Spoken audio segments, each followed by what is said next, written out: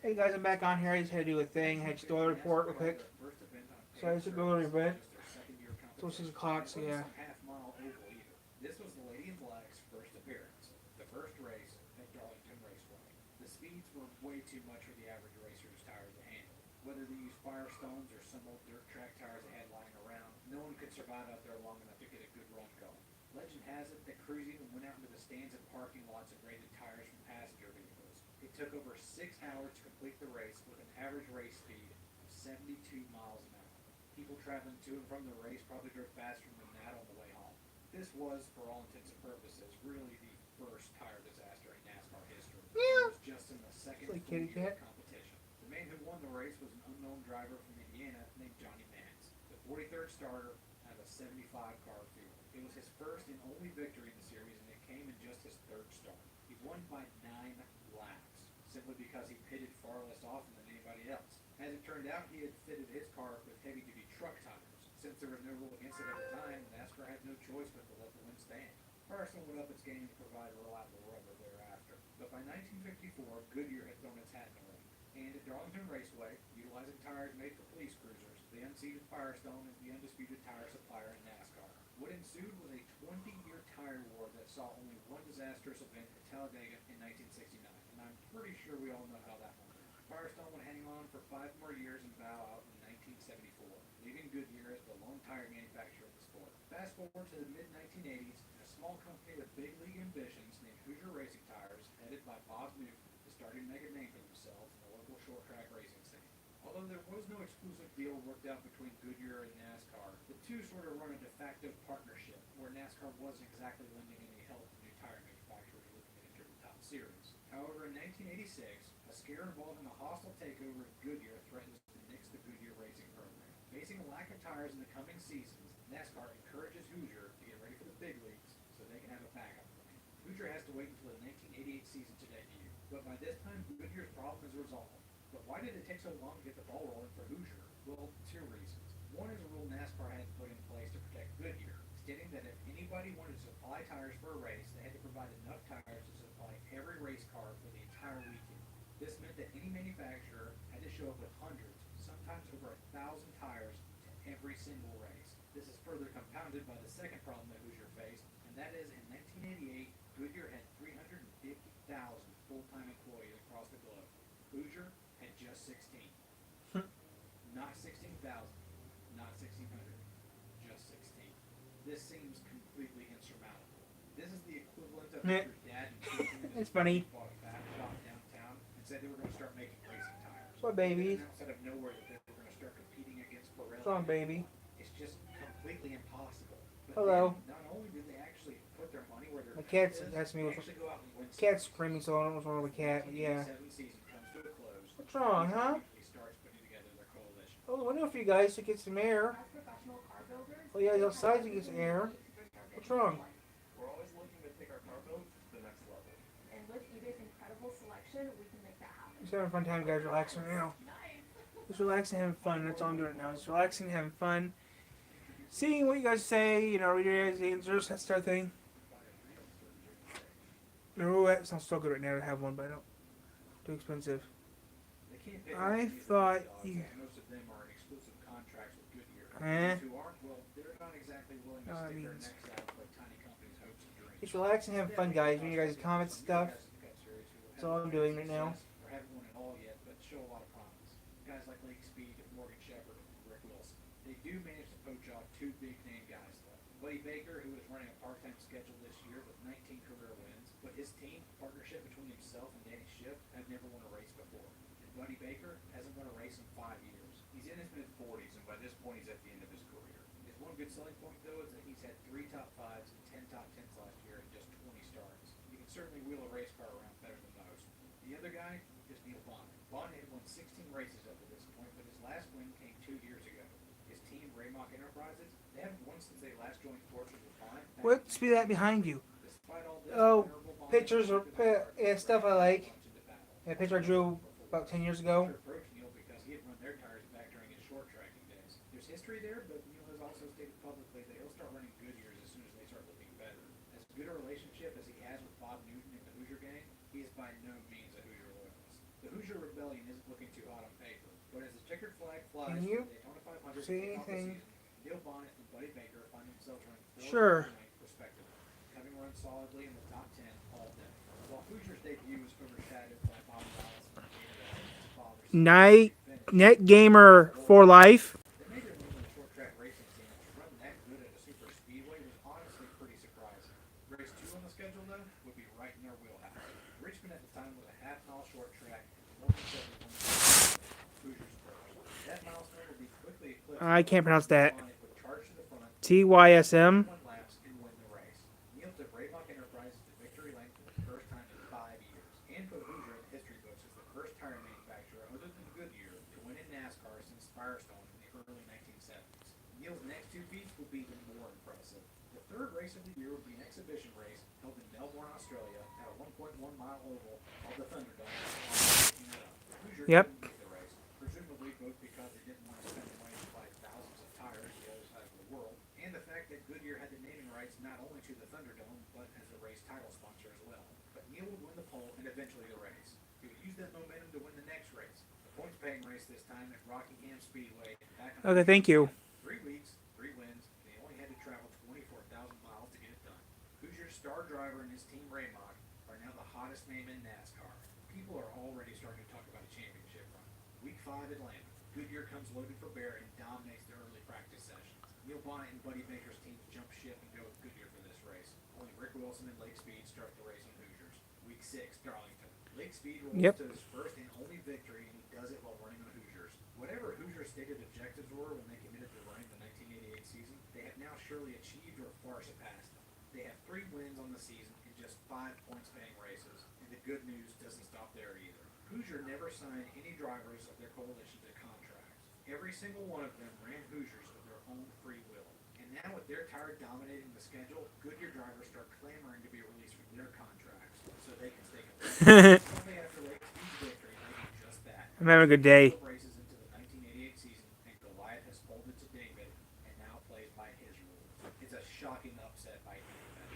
Goodyear now has to do something to win back their teams. They're getting their asses handed to them by 16. All right, bro. Let me plan it out. Oh, Charlotte, Winston All-Star Race on Coca-Cola 600. okay, and that part of it. Well, everyone else for that matter. Winston that year saw both Hoosier and Goodyear bring to the table tires that were not up to the task that was asked of them, even in a shorter race format. The tires were fast but fell apart quickly. 2 major blowouts happened. One ended Dale Earnhardt's day, but the other hurt Ricky Rudd's knee so bad that he had to be taken to the hospital.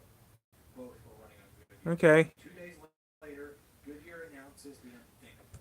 They would pull out of the 600 for that year. This sent teams scrambling and left beat reporters involved.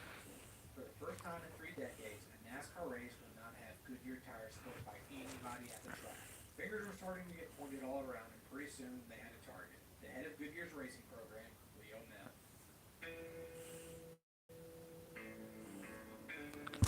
Leo Mel. He made the announcement that day on behalf of his company, and all it took was just 1 sentence to turn the NASCAR world against him. He never referred to his tire failures as blow-ups. Instead, he insisted that the tires, quote, lost air rapidly. That PC bullshit didn't sit well with NASCAR fans, owners, drivers, or anybody else for that matter. And now favor shifted fully towards Hoosier. However, they too had underestimated the Uh-huh. would take on their tires. Throughout midweek practice, Hoosier tires keep having problems, and soon Goodyear actually reverses their decision. Their Charlotte tire was noticeably worse than what Hoosier had brought to the table, so they decided instead to bring Daytona tires to the race. The tires are durable, but they are horrendously slow. Teams decide to stick with the Hoosiers. Goodyear just has one hold now, Dave Marcus, who qualifies outside the top 20. What ensued that Sunday afternoon was a complete and utter disaster. One by one, cars would move up to the front of the pack, only to cut a tire, and end their game in a terrifying crash into the outside wall. Rick Wilson looked like he had it in the bag early, and then he careened into the wall out of 2. Harry Gant wound up with a compound fracture in his leg. Neil Bonnet, the hottest commodity in NASCAR at the time, would have a double whammy coming out of the second turn and leave the track in an ambulance. Sterling Marlin lost a tire, smacked the wall, tried to limp around to the pits. Okay, I don't know what that Lost means. steering in turn 3. And then Dave Marcus, the one man who had played it safe, launched off of his back bumper. For one horrifying split second, it looked as though Marcus would jump the wall and wind up in the parking lot. But a painful collision with the outside wall kept him on the track. he would walk away under his own power. Darrell Waltrip would win, but he would say in Victory Lane that it was emotionally the most difficult race he'd ever run. The normally jovial Waltrip didn't even look happy about his win. Instead, he looked like a man who had narrowly avoided a career-ending injury. Dave Despain on ESPN would call the race a kamikaze mission, and in his rundown of the event, he was noticeably disgusted with the ineptitude of the tire makers. The rest of the 1988 season would see similar displays of incompetence. Goodyear showed up to the June Pocono race with tires that were damn near a quarter-inch too wide. Leo Mel would blame it on the elastic nature of the rubber and nylon use, an excuse no one bought. NASCAR told Goodyear to pack up their stuff, and for the first time since 1956, Goodyear's didn't turn a lap in a NASCAR Cup race. Although Hoosiers had some severe blistering, they suffered 0 failures that day. In August at Watkins Glen, Hoosier would be boxed for the exact same infraction and thus bow out of the event. The Goodyears would blister and fail all day long, leaving nearly half the race run under yellow flag conditions. Its soul-saving grace was this fantastic final turn battle that almost made people forget about the tire failures that had plagued the garage all weekend. Dover comes around in September, and all the same problems that wrecked Charlotte come right back. Both suppliers have trouble with blistering tires, and Ken Schrader, Mark Martin, Richard Petty, and Alan Kulwicki were all wrecked out of the event with long tires. But at least this time, nobody got hurt. And all while this is going on, costs for teams and owners are skyrocketing. Not only because of all the wrecked race cars, but because teams never know which tire will be better. So they end up having to buy twice as many tires just in case one brand is safer or faster.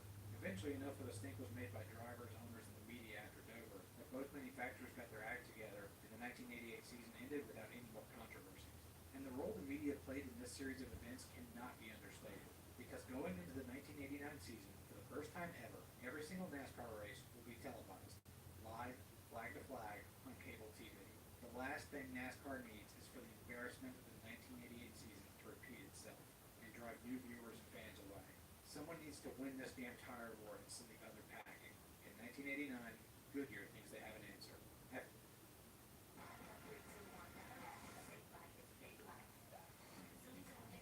I'll make some money later, but yeah, right now I'm just having fun and relaxing. It's only 6 o'clock right now. It's only 6:07. That's not bad. Our family treats every call like it's someone's friend, family, or loved one. When you call, we listen. Yeah, I do that too. We get started But I'm not gonna do that right now. We don't pay. after years of testing, Goodyear announces they will run a radial tire instead of the normal bias ply tires that they and Hoosier have been running. A bias ply tire runs its cords diagonally across the tire, whereas radials run their cords perpendicular. Radials are supposed to be on paper more grippy, and the only reason they haven't been running yet is they tend to get hotter and wear out faster. But Goodyear thinks they have that problem resolved. Speed Week's testing kicks off, and immediately an issue arises. Dale Earnhardt, running the new radial, has a blowout and totals his car. His car owner, Richard Childress, immediately buys new sets of Hoosiers. Drivers might have thought that the failure was a one-off, but later Bill Elliott has a similar crash and breaks his wrist. The defending Cup Series champion won't even be able to finish the 500. He'll have to be replaced early on in the race, and that was the last straw. Only 2 drivers started the race on Goodyears, and Hoosier dominated the race with 0 tire failures. Goodyear would go back to the drawing board and drum up old bias ply tires for the time being. But in April at North Wilkesboro, they bring back the radial tire. Rusty Wallace sits on the pole with Hoosiers, but as the green flag flies, it only takes about a dozen laps before he's swallowed up by the field. He switches to the radials at the first opportunity, and Dale Earnhardt wins with Goodyear's new radials. Hoosier, not having spent a dime researching radial tires and now getting their butts handed to them, yield in May and announce they will be exiting the sport immediately. They will not complete the 1989 season, but they won't be gone long. In 1993, just one day after the checkered flag flies in the final race of the season, Hoosier announces they will return for the 1994 season. Drivers and owners are not happy about it. They just want to race on one tire and not have to worry about weighing safety over speed every single weekend. Even still, NASCAR allows for the war to commence once more. Hoosier calls up its banners once again, and this time their coalition is far more impressive. Darrell Waltrip and Jeff Bodine, now both owner-drivers, sign up. Kyle Petty, in the midst of a hot streak, defects for this round, and the Burton brothers also join the cause, along with Harry Gant and Rick Mast. And of course, Neil Bonnet is more than willing to hold the torch for the brand for the second war to come. As opening practice sessions begin on a sunny midday on the 11th of February, a screeching crash rings out of turn 4, and then all falls silent. The garage quickly learns shortly thereafter that Neil Bonnet has died in a single-car accident during his practice run. Questions are asked immediately about what happened to cause this, but no one has an answer. NASCAR calls for an independent investigation to see what happened. Everyone is stunned. Neil had had made a name for himself in TV broadcasting during the early CNN. 90s, and was just entering 6 races this season on a part-time basis with Phoenix Racing. This was to be the swan song of his career, and it would cost him his life. 3 days later, tragedy would strike again. Rodney Orr, a What? champion in the Lower Division Dash Series, died after his car went airborne in turn 2 and landed on his driver's side wheel, caving in the cabin and killing him instantly. NASCAR would launch another investigation, but at this point, speed weeks is almost too much to bear for most drivers. These independent What? investigations would find out sometime later that both accidents were caused by broken shock mounts. But right there, in the heat of the moment, drivers were looking for answers where there seemed to be none. Both incidents were so different that there seemed to be nothing connecting the two of them. Neil drove a Chevy, Rodney drove a Ford. Neil's accident happened while on the ground. Rodney's had been in the air. Neil was a veteran. Rodney was a rookie. Neil's accident happened in turn 4. Rodney was in turn What, 3. baby? No one could find any common link except one.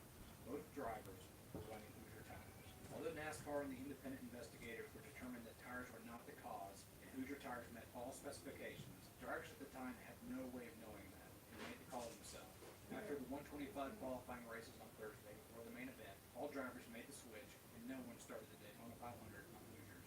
During the qualifiers, Hoosier drivers complained that the tires were unstable and slower than the Goodyears. But according to pit reporters, Hoosier tires showed little wear and no blistering. Nonetheless, the 500 did not see a single driver make the transition to Hoosier rubber. The first third of the 1994 season would not go well for Hoosier.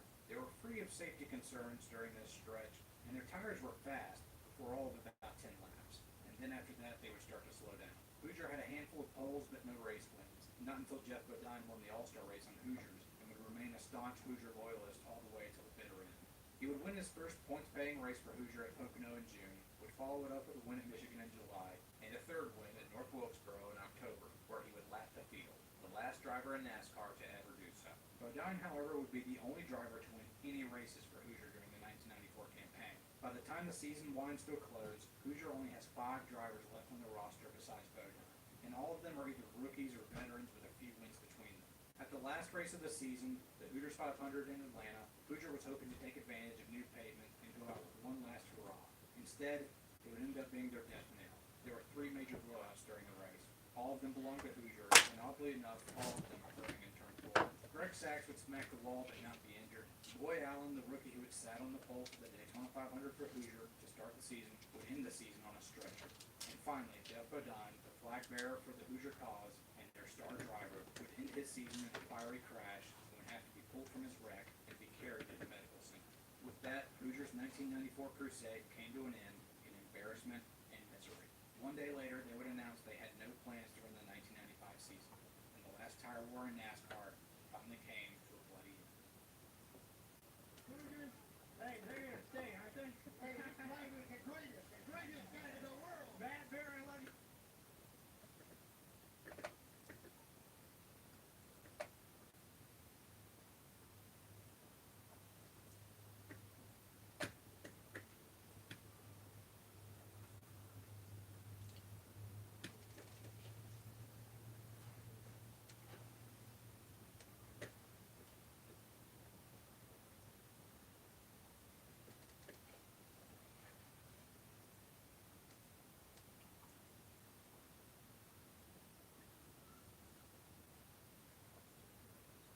It's the $100,000 golden ticket, and there's one winner of 10 grand every Saturday in March. Then on the 29th, one lucky guest wins $100,000 cash, only at Gun Lake Casino Resort.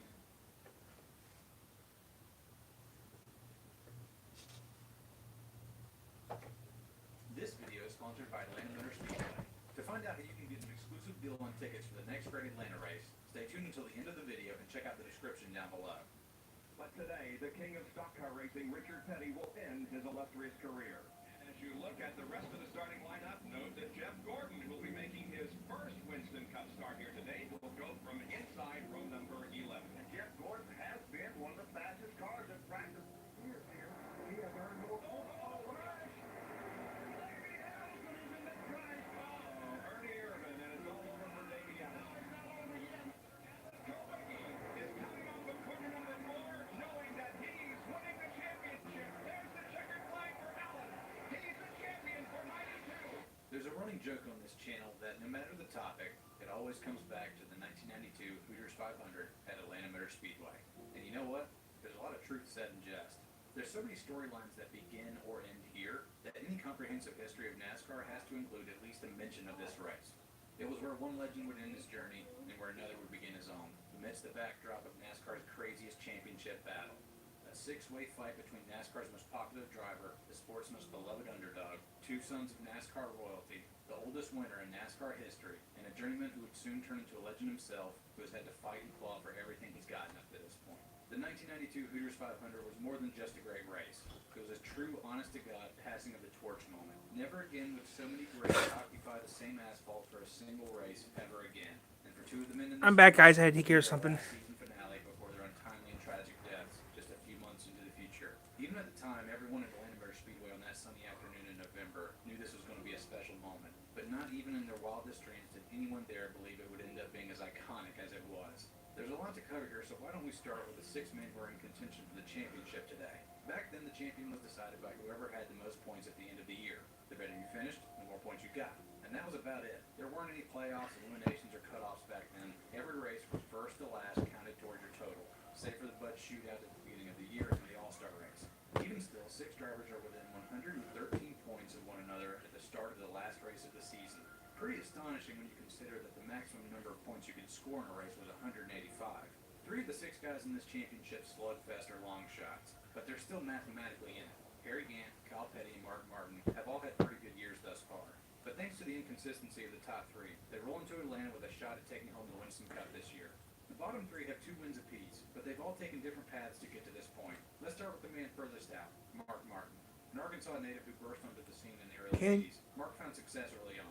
In 1981, he started just 5 races and never qualified worse than 6. I actually don't even know what I'm watching right now. I don't actually know what I'm watching. I can't show you the copyright laws. Career top 5.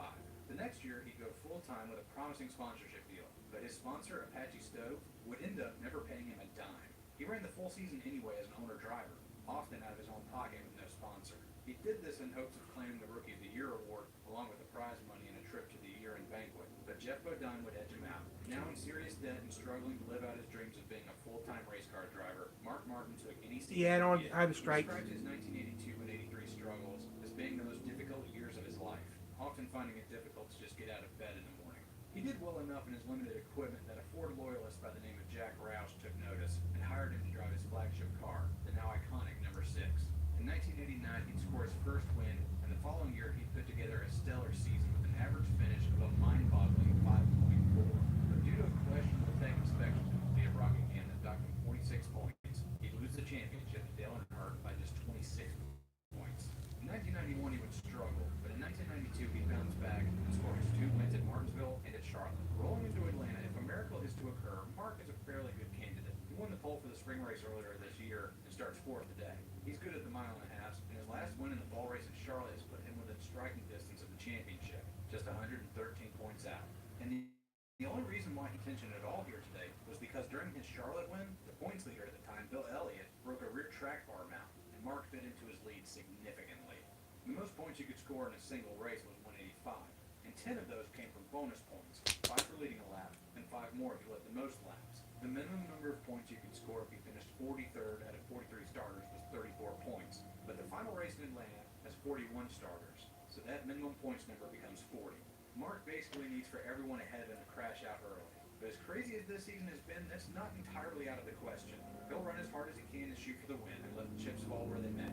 That gets us to 5th in line for the championship, Kyle Petty, 1 point behind Harry Gant in 4th, and 98 points back of our points leader, Davey Allison. He's a long way out too, but he's in a much more favorable position than Mark. He merely needs the top 3 to wreck out and finish 1 position ahead of Harry Gant to win it all. The son of the sport's greatest driver of all time, Richard Petty, Kyle has had to live in his father's shadow since day 1, constantly being compared to him. With little to no success under the Petty Enterprises banner, he left for the Wood Brothers team in the 80s, scored his first victory, and then joined up with an upstart team in Felix Sabates Racing, and he's been lighting up the charts ever since. He has a slew of W's to his name now, and he's within striking distance of the top 3 should something happen today.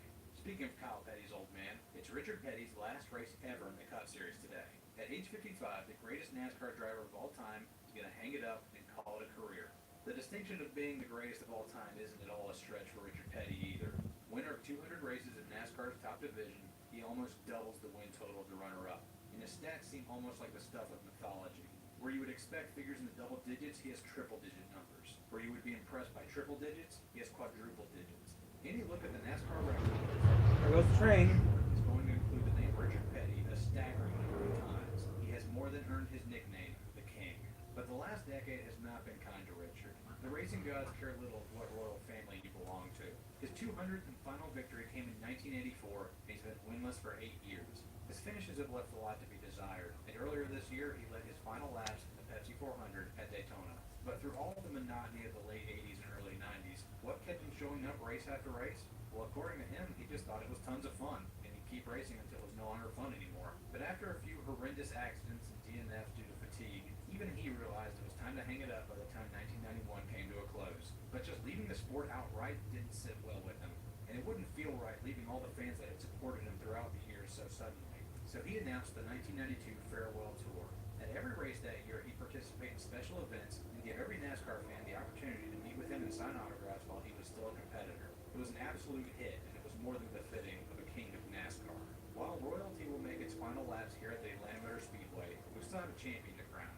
Although age has caught up with Petty, it seems to have turned a blind eye to Harry Gant, who is having one of the best years of his career at age 52. He's got a couple of wins to his credit this season, and earlier this year he claimed a record that still stands to this day, the oldest driver to ever win a Cup race. At 52 years and 219 days old, handsome Harry Gant won the Champion Spark Plugs 400 at Michigan International Speedway, and inadvertently scored Oldsmobile's final Cup Series victory as well. What made his feat even more impressive was that he had already captured the oldest NASCAR winner title back in 1991 at Talladega, and then just kept adding to it. He later went into a tear in September of that year where he won every single race of that month, 4 in a row, earning him the nickname Mr. September. Of our 6-man championship hunt, Gant leads the rear 3, being just 97 points behind the leader. And Okay, yeah, I think we're there now. If any of the back three are to pull up, We're gonna get off, guys, in a little bit. We're gonna go to Twitch. I'm going to Twitch. So see ya.